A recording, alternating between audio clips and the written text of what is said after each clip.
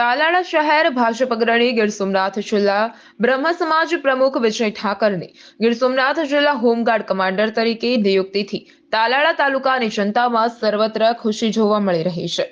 ગીર સોમનાથ જિલ્લા હોમગાર્ડ કમાન્ડરનું પદ લાંબા સમયથી ખાલી હતું। ગુજરાતમાં કાયદો અને વ્યવસ્થા જાળવવા તથા પોલીસને મદદરૂપ બની માનવ સેવા પૂરી પાડવા ગુજરાત સરકાર દ્વારા દરેક જિલ્લા હોમગાર્ડ કમાન્ડર પદે નિમણૂકો કરવામાં આવી છે।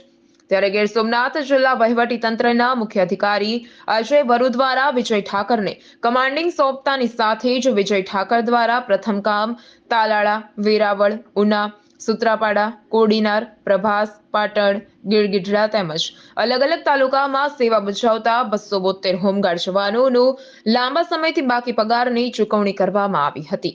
Bureau report, Mahadev news, Gir Somnath.